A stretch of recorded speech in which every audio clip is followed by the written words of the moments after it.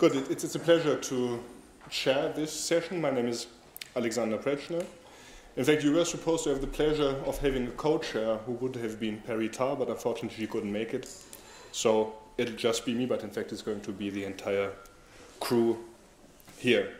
First off, I have one off-topic question for you, Lionel. How many pieces of software did you stamp, or would you have stamped? I don't know the microphone. So I can answer out the number.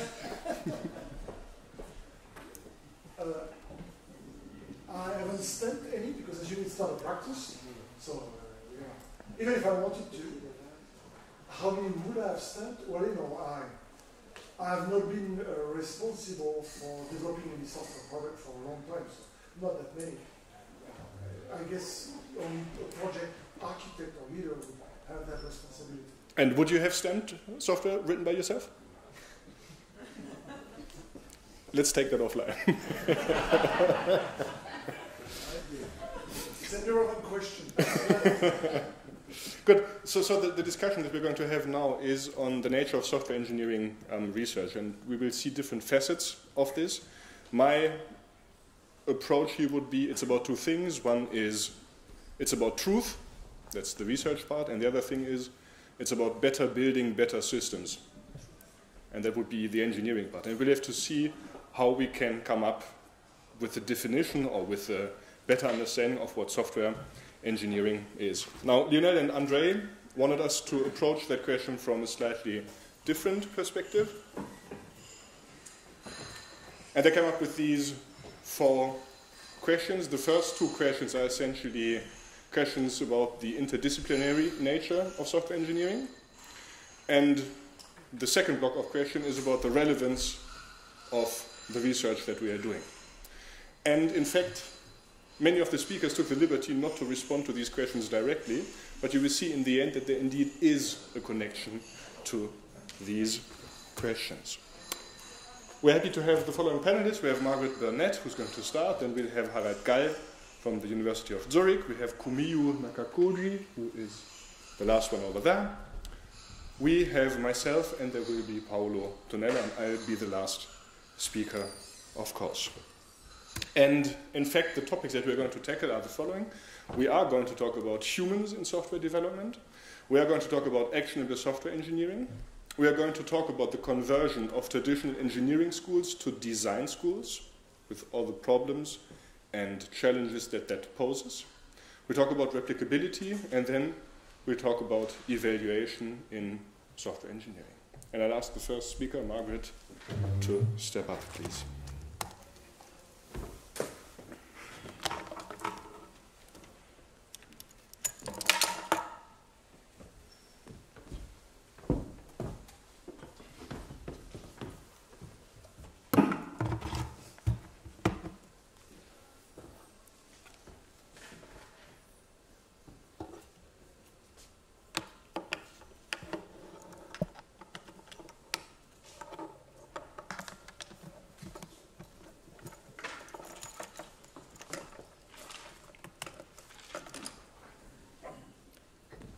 I think I better plug in 2 because my battery is kind of awful.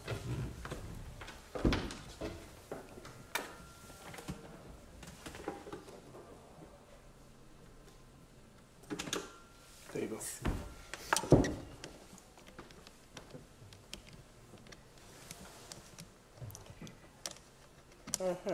No, it wouldn't work to be that one. The right shape.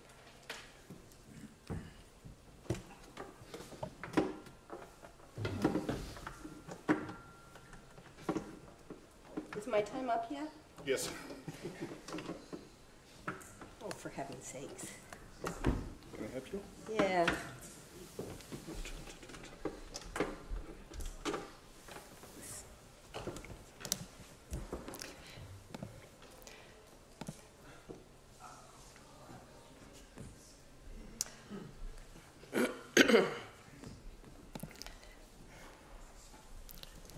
All right, excellent.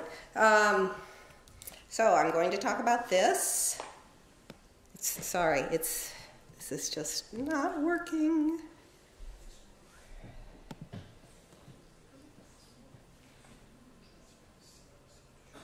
All right, good. I would have said human developer is a first-class object, but we know that people aren't objects. But the idea I'm trying to get across is that in programming languages and software engineering, we often talk about elevating something to first-class consideration. Please step back a bit, because it's too loud. No, step back. Are we happy? Okay. That's what I want us to do in our consciousness of software engineering as well.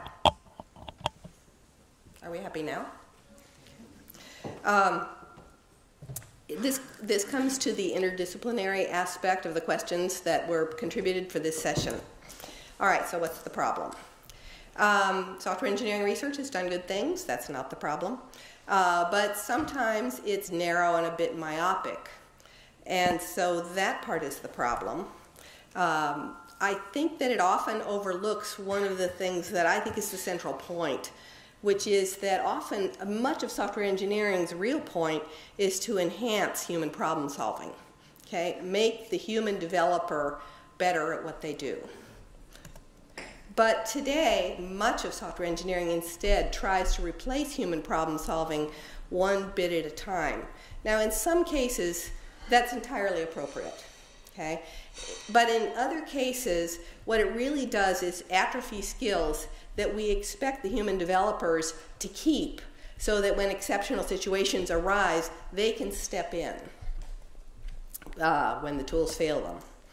So one thing that may quickly come into your minds is, what do you mean? Do you say we're ignoring humans? We're not ignoring humans. What about all those empirical studies? Empirical studies are really important, and I do a lot of them myself. They have important roles, but they're often necessarily too low level for us to markedly change course. So they're not the answer to how to elevate software development, the human aspect of software developers into first-class consideration in software engineering. One of the other problems with much of software engineering empirical work is that it tends to be atheoretic. So it tends to be based on the data of that study and a little bit of related work. And then it makes recommendations that are fairly specific to, of course, the data that they collected and a little bit of related work. But it leaves us with a lot of points in space that are very hard to connect. Theories give us the ability to generalize.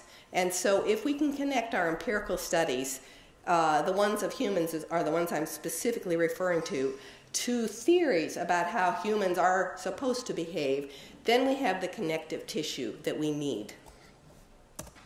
So what I'm proposing is we need software engineering approaches that are based in part on theories of human problem solving. Not just the empirical aspect, but the software engineering approaches themselves when they're intended to be something that makes software developers somehow better at what they do.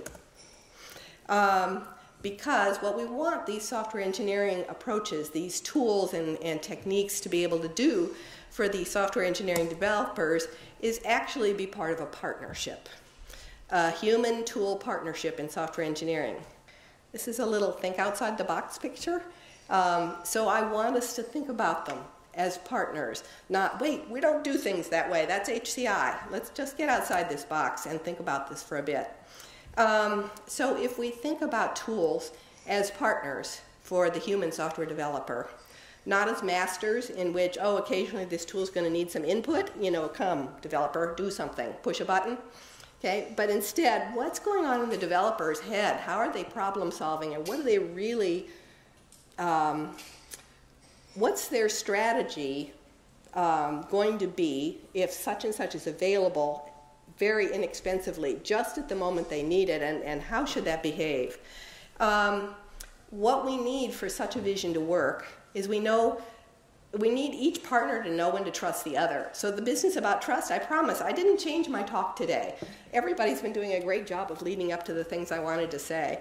The tool needs to know when to trust whatever it is the developer's trying to do, the developer says, And the developer needs to know how much to trust the tool. So in Wilhelm's self-driving cars, we really, the human, in this case it's the human that's in the car, we really need to know whether the tool is savvy enough to know about the golf balls falling on the street, the ice golf balls. We have to be able to know when we should not trust the other. This will enable each side to know when to disagree, step in and take more leadership, and also to have the means and skills to do so. Because if each side is keeping its hand closed to the other, then we don't even have the means to step in and say, my turn sometimes. We don't know what the other side is thinking, and we may not have mechanisms that enable us to make it work better. We want to position humans for this reason, so that they can step in when there are, say, for example, malicious and unprecedented events. So we couldn't plan in advance, but suddenly we need that human problem solving. Or the tool's knowledge base has gaps that somehow are needed. Or there are sudden changes in requirements. And Gall's ever-changing ecosystem is a great example of things like this that could arise at any point. So how can we get there?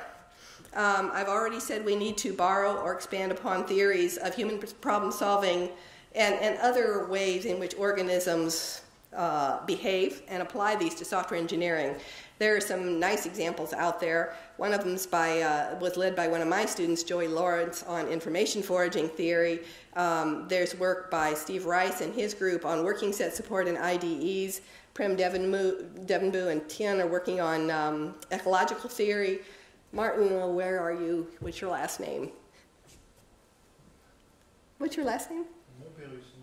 Yeah, it's working on diversity theory and applying that to what we can understand about software. So these are great examples. And then we can develop software engineering approaches around those, not around, gee, what can my tool figure out now? What data is there that suddenly I can conjure something up? The other thing we have to do is make reasoning transparent so that humans can build information and intuitions about where and how to step in. So, yeah, that's easy. All we have to do to get there is do these things, piece of cake. There might be some objections, though, about that. So some people might say, wait, that's not possible. Many software engineers are not trained in social sciences or know anything about how humans problem solve. And I say, you're right. But that's not evidence that we shouldn't be taking this approach, and there are always multidisciplinary collaborations possible to help us get past that objection. Another one, really, I didn't change my talk for you. Transparency is hard was brought up, it's true. Many software engineering reasoning approaches are really hard to explain and getting harder all the time. It's a research challenge, but that doesn't mean it's not needed. Okay, fine, someone might say, but I know what programmers need because I program all the time, and this brings us back again to diversity, only here we're talking about diversity of software developers, because just because I program all the time, that doesn't mean I know what you need. So in conclusion, I'm recommending think outside the box via interdisciplinary knowledge and collaborators, and sort of a culture or methodology shift to make software engineering tool development more cognizant of and compatible with human theories of the people it's trying to serve, transparency, and the whole notion of human-tool partnerships that are able to work together to cope even with the unexpected. So that's me. Thank you.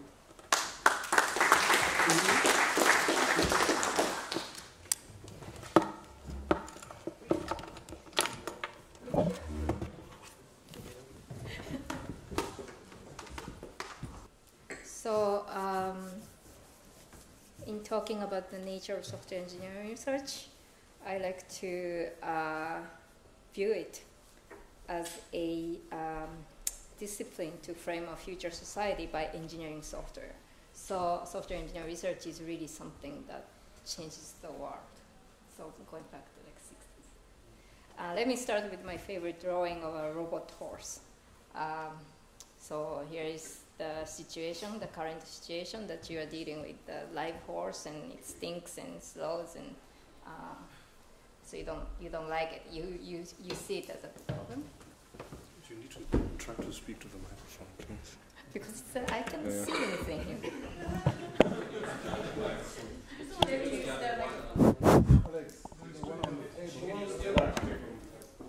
Okay. So That's good. We got her. So I speak a lot. So here's the current situation, and so you engineer a horse by analyzing a horse, and you create a robot horse, or you can create a car. And the issue is you have to invent the notion of car when there is no cars, and when there is no vocabulary for talking about cars, and people have never seen automobiles before, and you have to engineer a car in the right side of the situation. And we may think that the truck is much better than a robot horse, but depending on the case, where, for instance, if you create a truck, and then the truck runs a lot, and then the trucks bump into each other, and there's a traffic accident, so you have to build like a traffic light. So there will be many issues. Or you start using a truck, and then many people keep using the truck, and then the riding on the truck doesn't really require any physical exercise, so you get fat, and you need an exercise bike to stay fit. And so the thing is, if you have the problem here, you have a customer, and customer has a problem. They may not say problem, but they want to do something about it. And then it's just the software engineering job to propose either create a robot horse or a truck.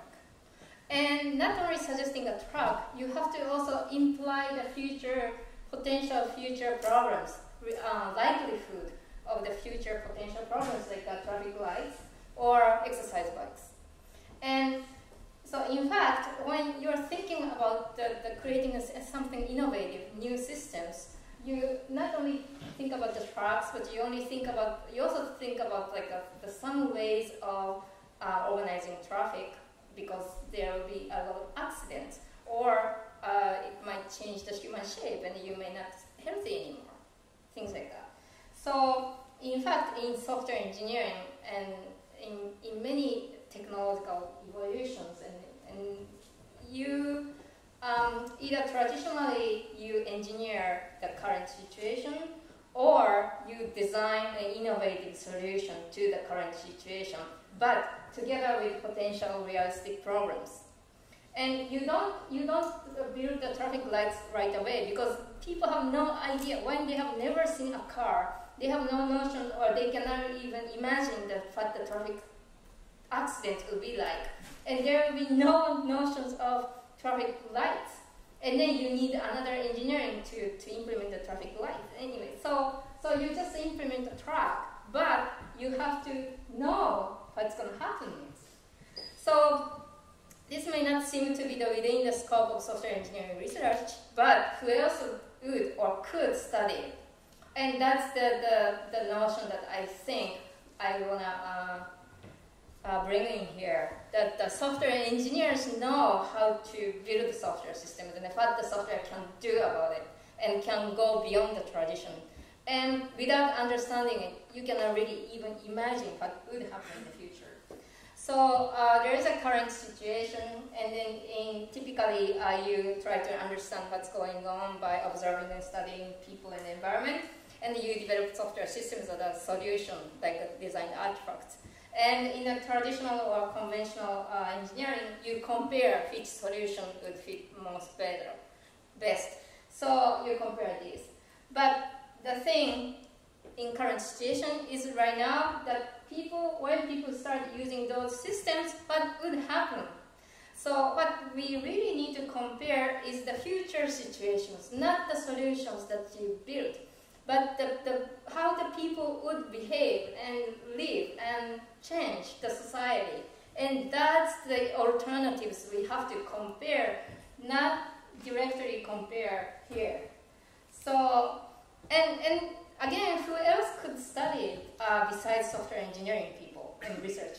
And that's my my claim here. So, and once software engineers or software designers, who are in studying software systems, predict those futuristic, potential realities, and then compare them, and then bring them back to the software systems and artifacts that you are actually building. And then your task is also that you have to explain those unseen future to the current people. And that's the very challenging part. And once you decide which future to take, and then you build this system, and then finally you understand what the problem is.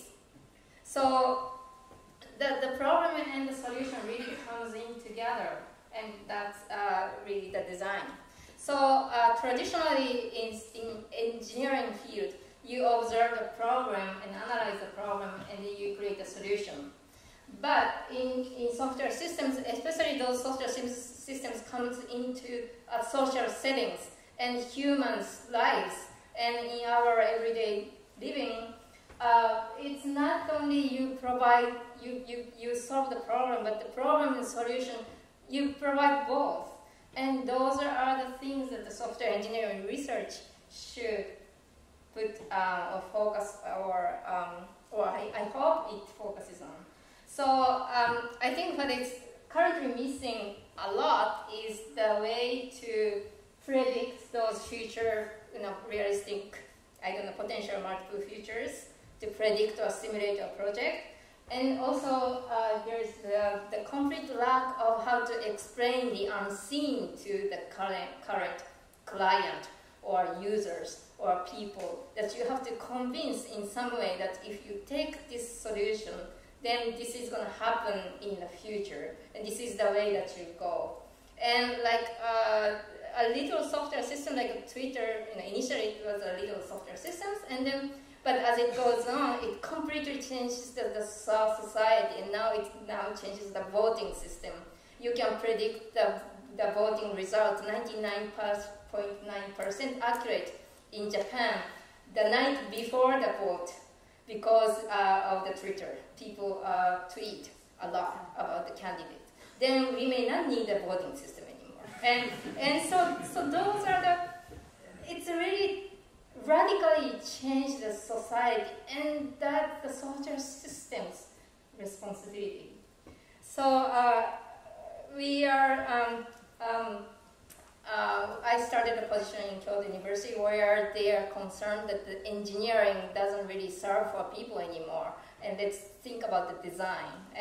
But they still have no idea what the design really is, and we are struggling to how to teach, how to do research on design in a very vast sense. But at least we need a vocabulary to talk about design problems and solutions, and we need to understand the nature of humankind and social kind. And I think in the previous sessions, some panelists talk about humans are unpredictable, but it is not true. We are pretty much predictable creature. We are really biologically constrained, and we can. There are a lot of psychology, cognitive science, social science. They know pretty much exactly what would happen if you do this to a group of people, to the society, to the people. So, so that's the understanding, and we need the skills to apply and ground the design theories for software development, which pretty much is the same thing that you mentioned. So that's the. I hope this is within the scope of software engineering research. Thank you.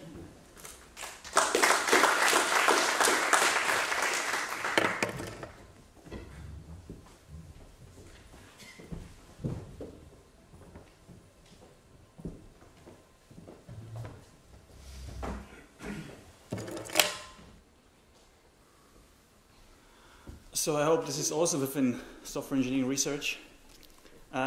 I thought I'd talk about actionable things, actionable software engineering research, and the discussion with Lionel. I realized long ago, when I was still in Austria, I had to take this exam to become a certified registered engineer, but only in Austria, which means it's a neutral country. I don't know whether I can help in stamping software systems by that. So what's the relation to nature, the nature of software engineering? I'm not sure actions and natures, how they go together. At least there's an attempt here that's beyond the typical IDE experience that developers might have when they deal with 100,000 tabs in lists and texts, following a little bit the statement that Michele made recently this morning. Okay, let's go to the more actionable part, and I'd like to take a few examples to convey my idea. So actionable state of the art, I thought, in recent years we've been seeing many different areas in software engineering that people have, developed wonderful techniques. One is monotechnical, so the typical conceptual art, so to speak. The other one is the empirical, in showing correlations between your dependent, independent variables and so on, which I call maybe the more modern art piece, like The Scream by Edvard Munch. The other one that's been neglected so far, I think, or only addressed very limited, is the economical part. So the relation between economics and software engineering, although we know there's a fundamental book from the early 80s of software engineering economics, and that's probably the only book about software engineering economics, right? And software engineering is a lot about economics. So I think there is something to make up. There's social, of course. Maybe romanticism is an anecdote for that, and psychological impressionism, if you want. You might agree or disagree with this of my mapping. However, it features the interdisciplinary nature of software engineering. So let me give you one example of things that are very much in the area of actions or bringing people to action. And this is an example that was the Netflix prize. That was a $1 million prize that was announced for the best improvement for movie predictions. Those people who might like certain kinds of movies because of the data that is available. And this was a contest that was out for a couple of years and it's already completed, so don't get excited too much about the $1 million. However, it's a very good example to get people excited to come up with very concrete actions in terms of techniques that are being applied on data sets with really concrete goals to improve something that has potential, business potential, for example.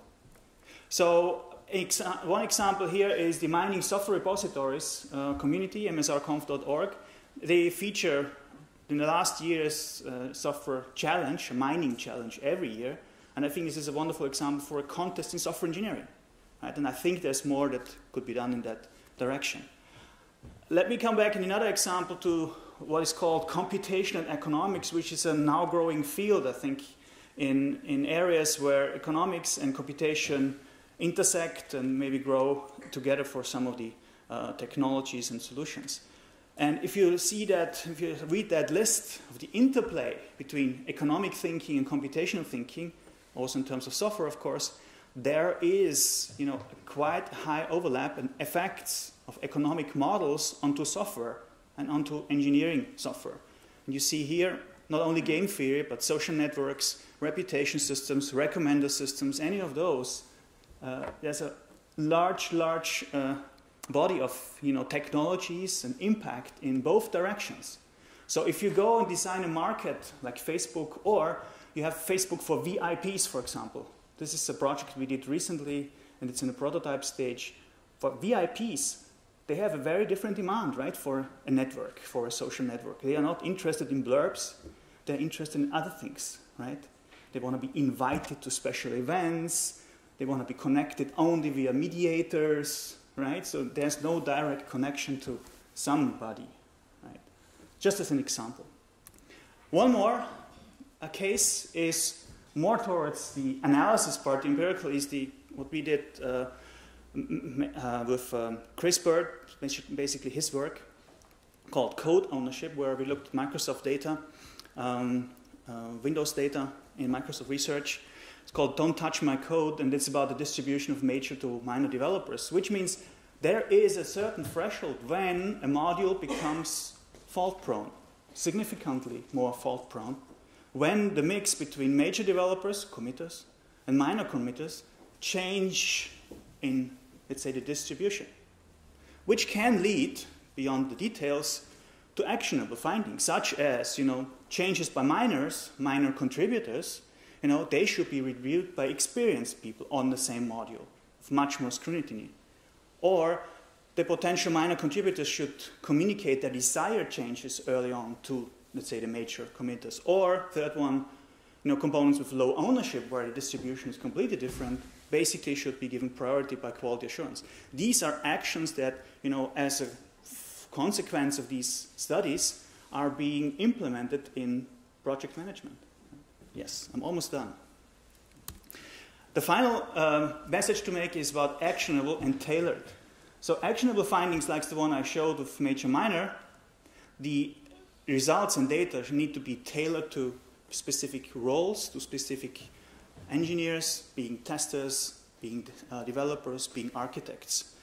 I think this is something where the community is working on, but there's a lot more to do in there, so that's the good news.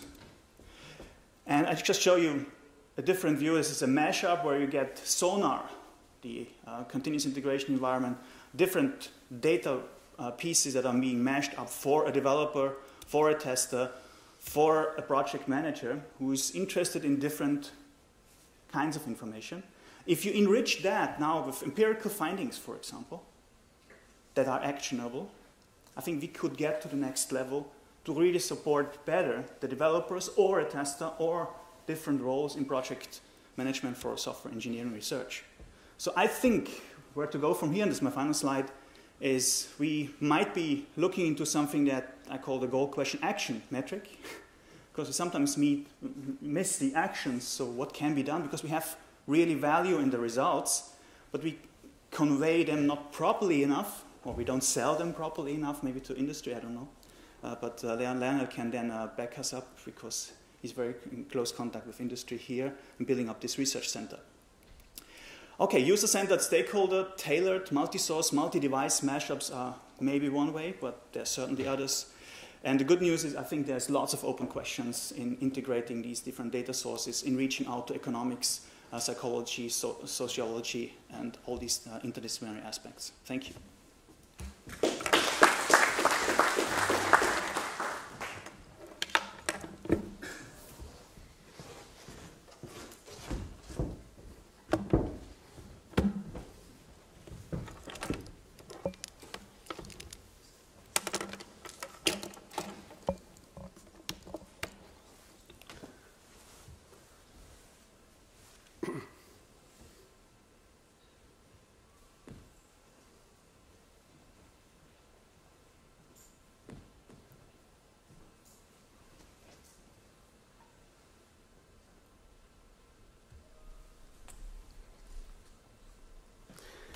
Okay, so we'll be talking about the replicability of software engineering research, and I would like to start from an article that has been published recently by The Economist. Some of you might have read it.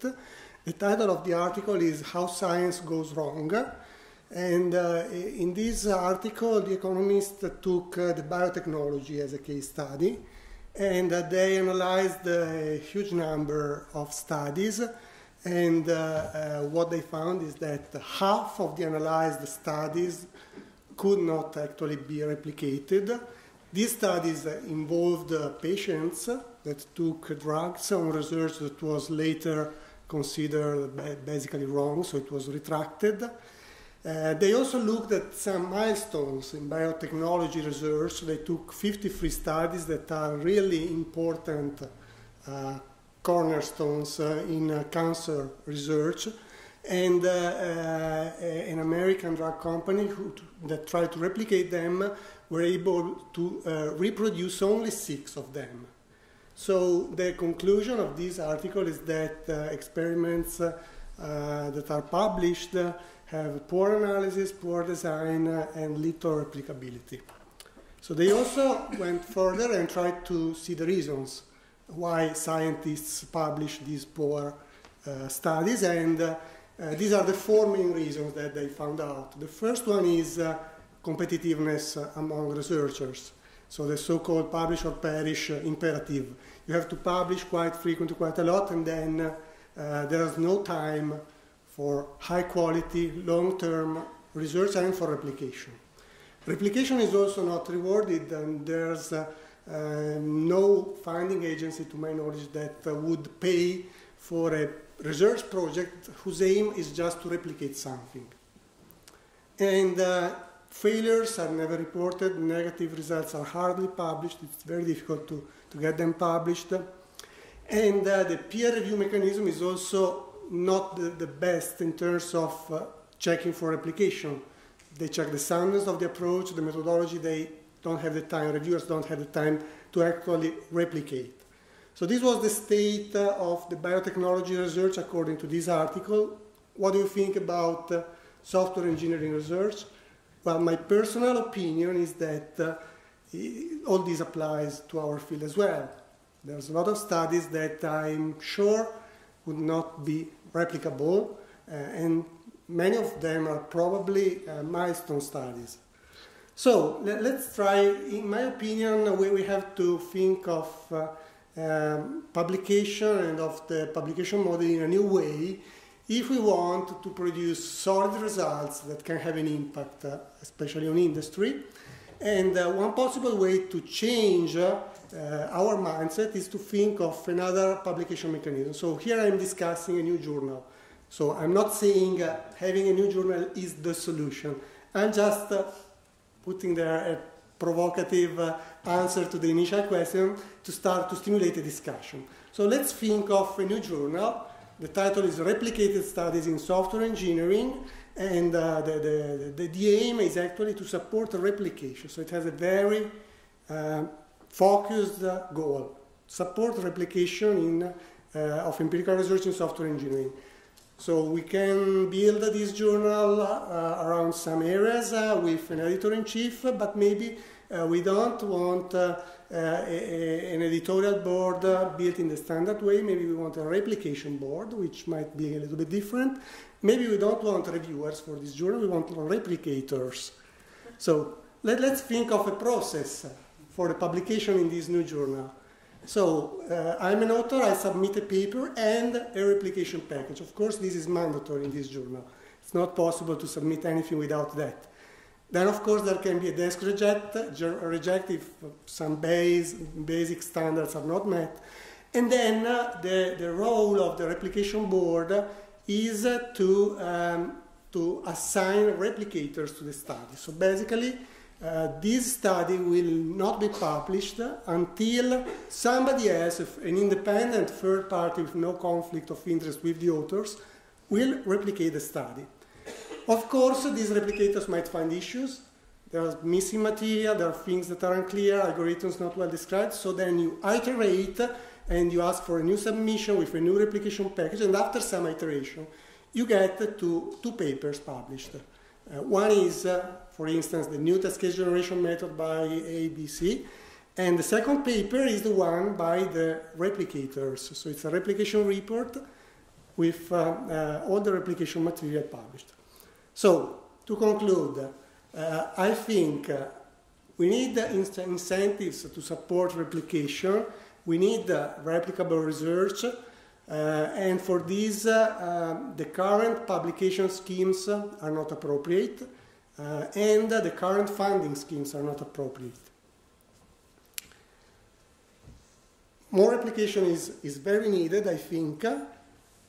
We have a number of papers that is continuously growing.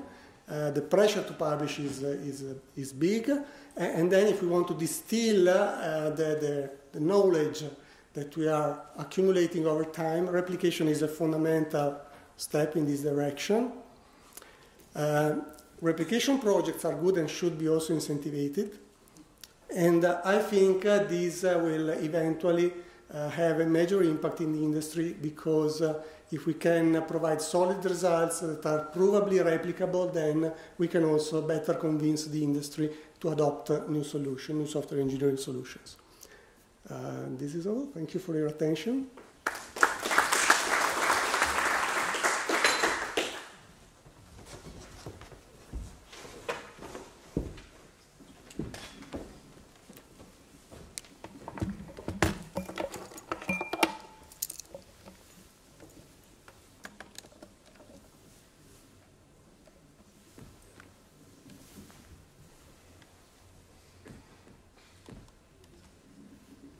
Okay, and last and least in this case, I'd like to follow up on what I was saying in the beginning. So what is software engineering about? I've said that before.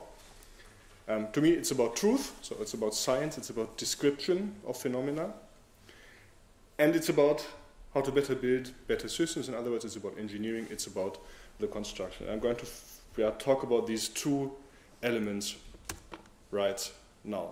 So what do truth and betterness mean?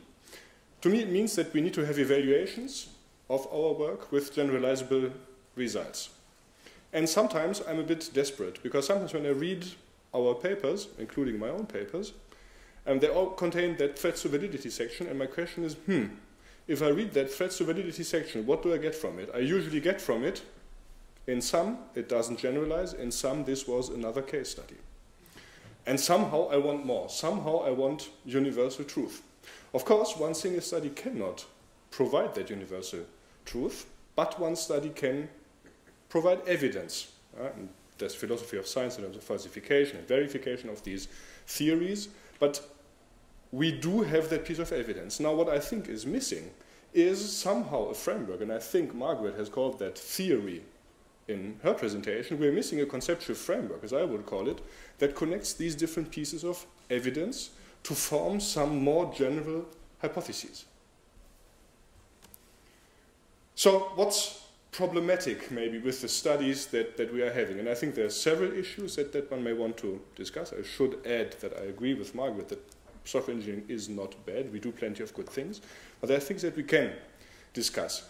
And there are object level and methodological level issues that I think should be considered here. One question, for instance, in our papers, do we always do useful evaluations? And as a testing person, I'm sometimes not sure that our focus on mutation testing is always the best idea. Second question is the results that we are getting. Aren't they somehow too narrow? As an example, you may know the work of Friedrich Steinmann, who looked into the sensitivity of fault localizers and realized they are extremely sensitive. So what do the results then tell us? And then there's another example in terms of methodological studies that pertain to random testing, for instance. There's a paper by Arcuri and Briand, for instance. And in essence, one of the results of these papers, what do these studies really tell us? I'm aware that there's good other papers and good other fields where we do have more evidence, where we do have better truth, and where we do have a better notion of betterness, but generally speaking, that is a perception that I sometimes get. And the question is, why is that the case? So there's plenty of issues relating to the philosophy of science that would need to be mentioned here, because it's not that clear what truth in science is in itself. But I don't want to talk about the philosophical part here. What I want to talk about is the problem of diversity. Software is diverse, systems are diverse, development contexts are extremely diverse. They are social, technical, economical systems, and the deployment contexts are also extremely diverse. So there's a vast space of things that we need to explore, and some very serious empirical software engineers resign. They say it's not possible because there's just too many degrees of freedom. It's impossible to ever get any useful results here. I'm not saying I'm sharing that opinion, but I'm saying there is that opinion. And the consequences of the diversity are, well, you get what I would say, in a nutshell, every point of a threat to validity section is the results do not generalize. And the second consequence, and that is Margaret's and Koyomi's point in the beginning, software engineering is becoming increasingly a social science. So you might want to say, so what? The threats to validity don't generalize, that's fine, that's good science, everybody can say what they think, but I think we have a tendency to nonetheless pretend as if they generalized, if we are very honest. And then the question is, or another question is generalizability outside a specific domain realistic at all? Shouldn't we maybe focus on one specific domain and try to get results for that domain? And maybe even that is too difficult. And one question for me would be, do we often enough study in which context our results successfully apply? Or aren't we just pushing that question to the threats to validity by saying, hey, it doesn't generalize? Shouldn't we maybe put more emphasis on seeing whether or not it works in a specific context to understand what the relevant parameters are? And in fact, that would connect, or that would be the framework that connects the pieces of evidence that I was talking about in the beginning. And to respond to the questions that Lionel and Andre were asking in the beginning, that would possibly also close the gap between academic research and industry, because now we would get answers that are useful to industry because they do generalize to a certain extent. So, where to go? What to do? Some people think evidence-based medicine, software engineering, whatever, is the way to go. Maybe it is. Let's see. Cost is an issue there, and there's problems with medical studies and medical evidence-based approaches, where the problem is that if the studies are financed by some organization, then incidentally there is a chance that the results are favorable to what the company is doing. And this is this link here. So yes, everybody agrees that these studies are hard to do and they are very expensive, but what we do, we get money from industry, but then we are biased again. So what to do? I'm not saying, by the way, that I don't want empirical investigation, that I don't want empirical results. I'm just saying that it is maybe not that easy. Or maybe we should aim not that high. Maybe we should just say, okay, the only thing that we can get is case-by-case assessment and just live with it. Or maybe we can try to follow up on the idea that I was mentioning before. Maybe we can try to identify relevant domain specificities and formalize them, really understand them. And then maybe we can try to relate the structure of a problem and reasons why a specific problem is solvable with a specific technology by a domain structure. Or, what other people suggested, should we just get rid of these empirical investigations at all and just do benchmarks? And these would be my questions to the audience, and the questions are yours now.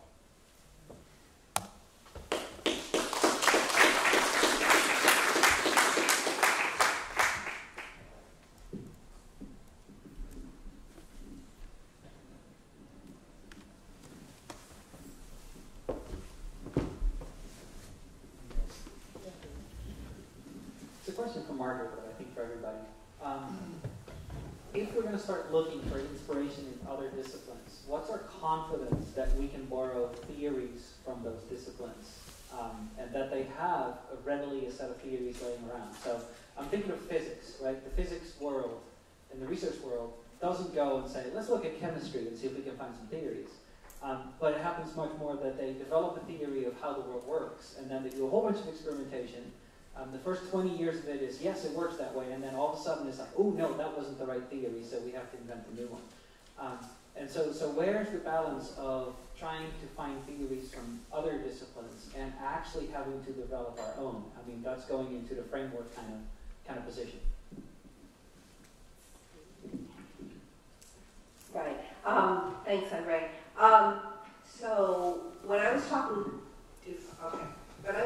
about theories, borrowing them from other disciplines, I was referring to theories about how humans thought or behave or work together, that sort of thing, because of the tie of software engineering to trying to help human developers. So physics doesn't have a tie of we're going to help problem solvers. They're trying to describe how physical objects behave. So they don't actually have to borrow from psychology. They probably do a fair amount of borrowing from math, though, mathematical theories. So I guess I would say it's not unprecedented, and we don't always have to borrow theories from other domains. We can try to invent them ourselves, and in some things where there isn't a natural tie to another domain, we should be developing from the ground up, and I think testing theories are probably an example of something like that.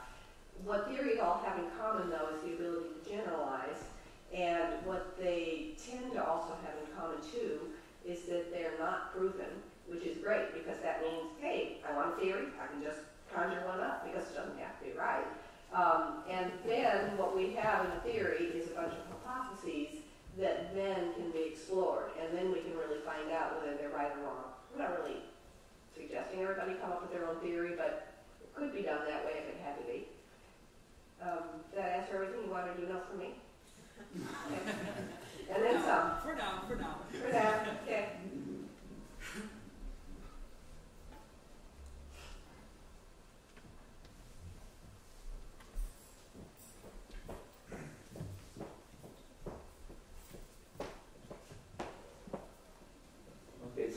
Margaret, but more or less for everybody.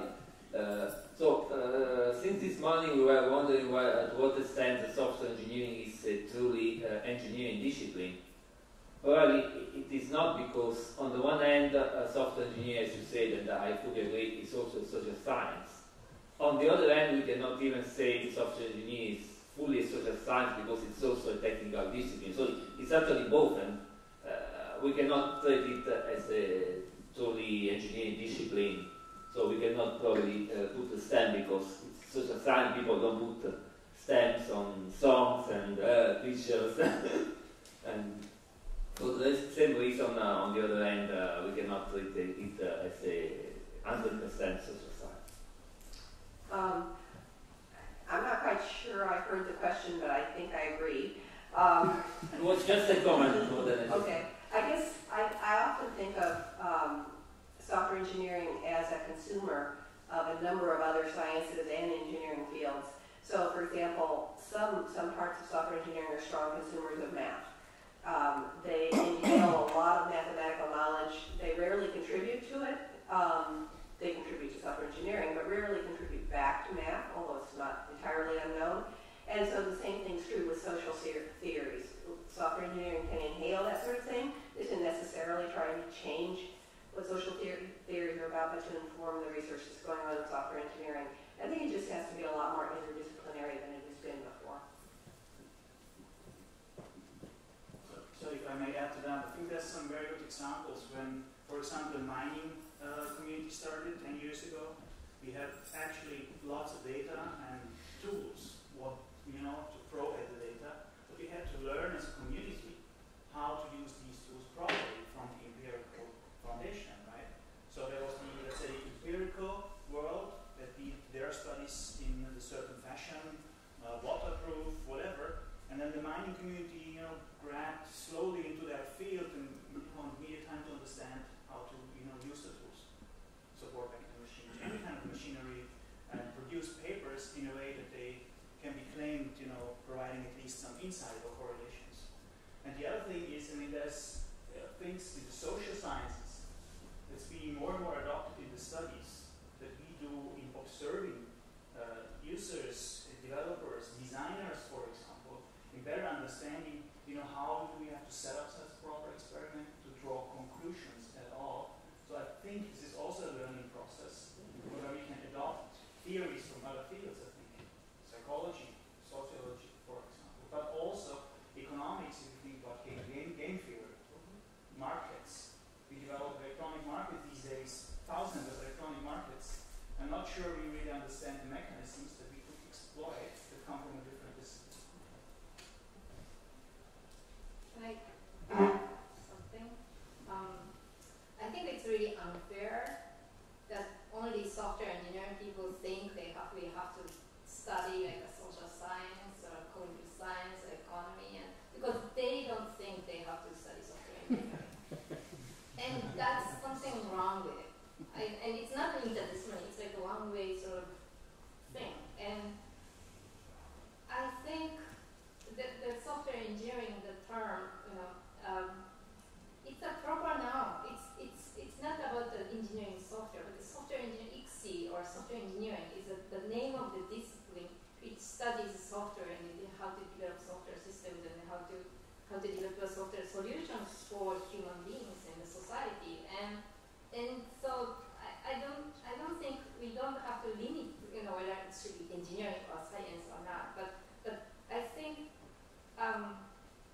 but one thing we or software engineering community have failed is to demonstrate how important or significant we are to your fields, and that's completely missing.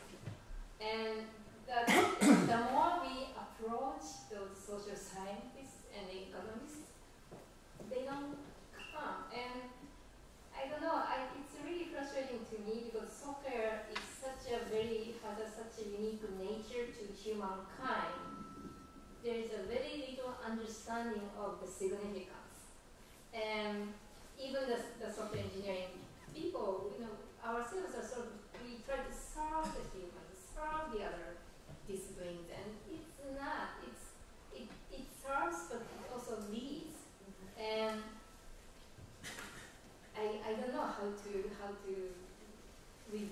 the committee. But that's my frustration.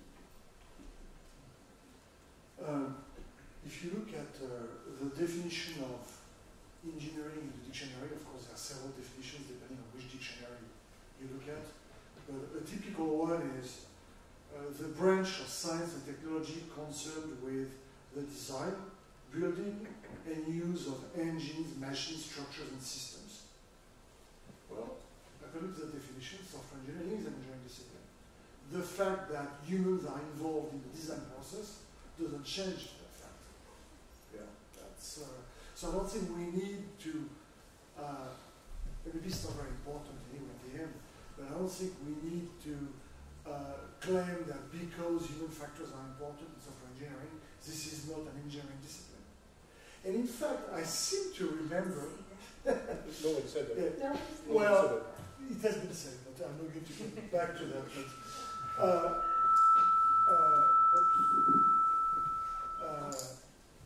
and actually, I seem to remember an unofficial personal comment of Alex in one of our many discussions, where at some point he asked the question, what is the difference between, at least in software engineering, what is the difference between advanced engineering and research? You remember that? Maybe you may want to elaborate on that? Because I found the question interesting. So just again, for fun. okay.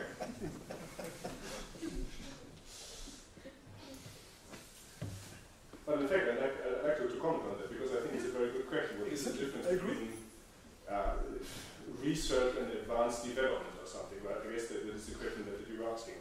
And I've recently done a project with a large company in Germany on security things, whatever.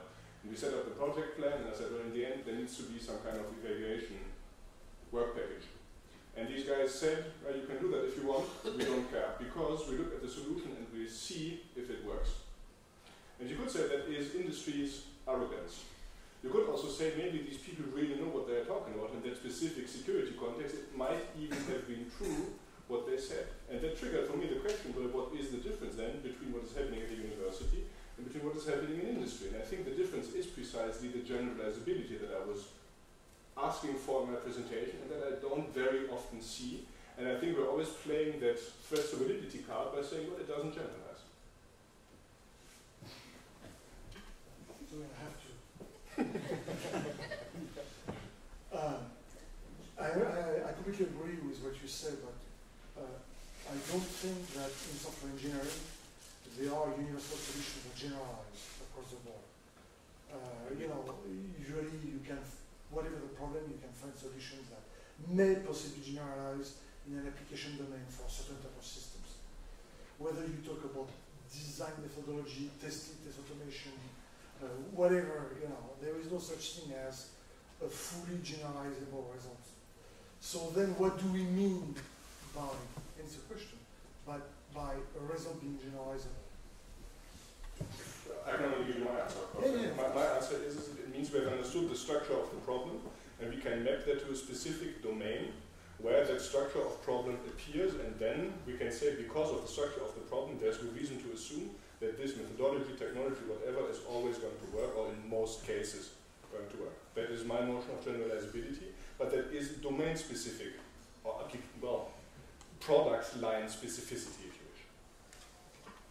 Yes, I can add, I think this is also related to replicability, so I expect something generalizes if you understand the context enough that you can run a similar study, not exactly the same, with slightly different subjects or objects or context, and you get similar results. So to me, this is very much connected to replicability.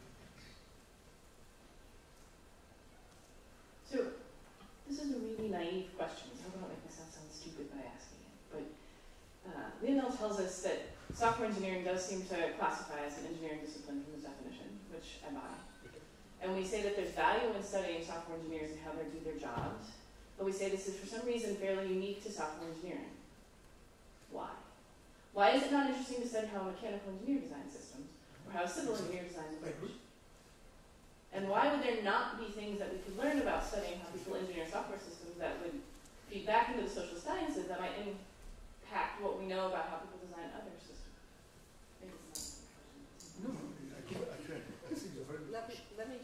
chime in quickly and say, great point, I completely agree. And it kind of, comes back to Kumiyo's point too, which was, in many ways, we're a leader of these other fields, but it's darn hard to get them to know it. And, so that's maybe just one small example of a way we could be more of a leader, and we're not yet. I have a different answer to that question. I think in classical engineering, often enough, we have a more restricted set of solutions and products that we are providing, and therefore we have a smaller set of quality attributes and a more precise set of quality attributes that we can use to study. Then we can study the quality of the product, which we cannot really do in software engineering, and that makes it also difficult, because if you cannot study the quality of the product, how can you study the quality of the process and of the people that will be involved? But I also agree with what Willem was saying earlier. Not all bridges work, right? Remember the Millennium Bridge? Everybody saying engineers can do it right, and they start building a new bridge, the Millennium Bridge, and see what happens, right? When we are talking about replicability and generalizability, I'm here. I think it's important that we actually inherit from very different research traditions, and we have to keep in mind which tradition we at the moment inherit from. Replicability in a natural sciences context is very different from replicability in a social science context. And in software engineering, we must live with both and not see a conflict between them. Even though there is a principal conflict, we have to live with this. And I think that's one of our key challenges when trying to replicate, that in some senses we inherit from the mathematical tradition, what that implies, and in other senses we inherit from the social science, and that has other implications. You nod in the panel, do you agree? To be honest, I don't fully understand what the difference between replicability in social sciences and engineering would be. It's if we say replicability in a natural sciences context, you should be able to measure each difference between the original and the replicated setting. That's a key, that you actually do exact replications. In the social science setting, you will never ever have an exact the same setting. You should not even aim for it, but you should try to find characteristics of those settings, which are the structures you try to find. In a natural science setting, you would never allow that much of noise in an experimental setting. But still, we are able, social scientists are able to generalize in the real world with all that noise, and so should we when it comes to, these big issues of organizational scale, etc. And at the same time, when comparing two test generation methods, we should have the scrutiny of the natural sciences with as little noise as possible. Is that really possible? Because the programs that we are testing have been built by humans, so can you factor them out? Good question. I don't really see it as being a difficult conflict to work out, though. If someone is measuring the performance of a tool against its ability to, say, detect faults, and we're not measuring the performance of human, then it seems that we should be using the kind of standards that we'd be using in natural science, because you don't have those messy, noisy humans in there. On the other hand, if what you're trying to measure is something related to what a human does with software, like their comprehension of a program or their ability to debug or time on task or whatever, then we've got these messy, noisy humans, and some of them are sick, and some of them just had fights with their boyfriend or girlfriend, and some of them have more experience than others, and all of this sort of thing. We should be using the social science standards and methods. So to me, it seems like a not terribly difficult thing to sort out.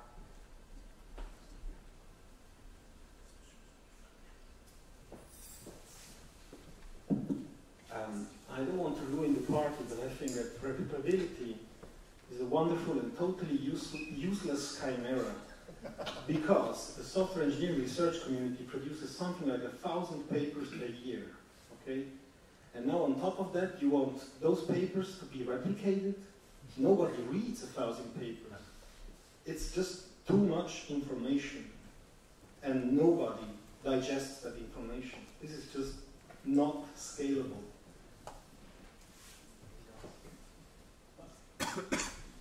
Sorry, just a question between you and Andre. You need to tell us where to stop, right? In fact, you have to stop soon. Those last two questions, and then you answer. Okay, so for empirical studies, I do agree there are too many of them, and when you read them, sometimes, most of the time, we say when they are accepted, at least at good conferences, such as ICSI, of course, they're interesting, they're quite interesting, but typically you end up saying, okay, that's a point, a data point, okay, when it's well done, and then I would like to know more, and I would like to see more of that style, and it's in resonance with what you've been saying. So maybe as a community we should do something different. I mean, of course there is this medicine community where they are doing it and they have meta studies and the like, but I'm not sure it's the right way of doing it. Maybe that kind of publication could be a very, I mean, they are already treated specially. I mean, they are on a kind of separate track and evaluated against different criteria. So we might imagine something different, which would be that these are not actually published, but they are in a kind of stasis until someone else does the replication, or I mean, probably more than one. I mean, we have to come up with a threshold and have a number of replication, and then there is the publication with all the authors on a single paper, because I don't believe if there are two different papers, only the first one is going to be cited, and then nobody would have any interest in replicating. So all the people who replicate the study should be on the same paper, presenting the same results, and giving, you know, the outcome, and probably in annex or in the web the full data, so that people can get that. But it's our responsibility as a community to come up with a different process for that kind of paper, so that there is more science than just data points in these things. There's something very special about our community, which actually distinguishes us from social sciences and also from other branches in engineering, in the way that we can have others replicate our results. And that is by sharing. Not only by sharing data, but in particular by sharing tools and making these tools available. This is a great way for us, not only to make things replicable, because others would use the tools and report on their usage. It's also a great way to get into industry, get our tools used in industry and everything. It's also a great way to demonstrate our value to society as a whole, because we can produce innovative tools, not only 1,000 instances of dead trees a year, but actually something that gets into the hands of real developers.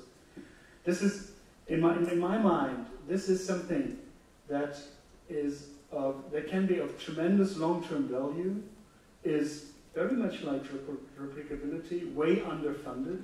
I'm currently in talks with our German National Science Foundation, the DFG, in order to come up with funding for long-term long-term maintenance of artifacts that are created as research tools.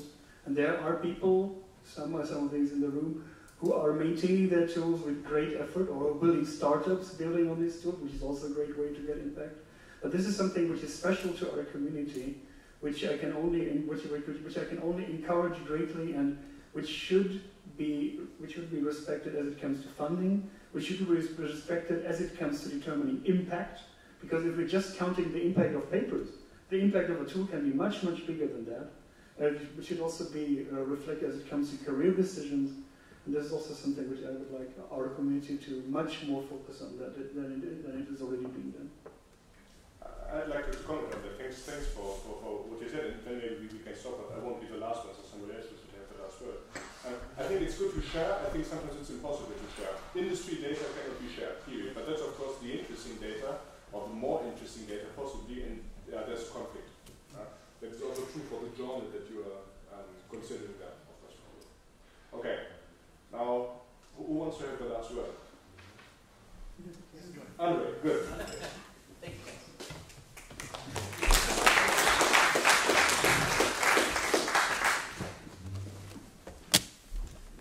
quick. Is this on? Where's it going? Thank you. Thank you. I'll make it quick, so these guys can also leave from their prominent spot at the front. Just want to say thanks for everybody who joined us, everybody who spoke, from cars that are doing this to horses that turn into cars. So I think there was a lot of things said that we actually have to think about. I'm not quite sure we're dead. Probably not. You have another 25 years to go, you said. So let's do some good things in that time. Just want to say thanks, but there's one person we really, really have to thank, and that's Lionel. Because in terms of actually organizing it and actually getting funding and actually getting the room and actually getting volunteers and actually strong-arming everybody, he by far did the most of this particular event. So I think we should just give him a big hand for that.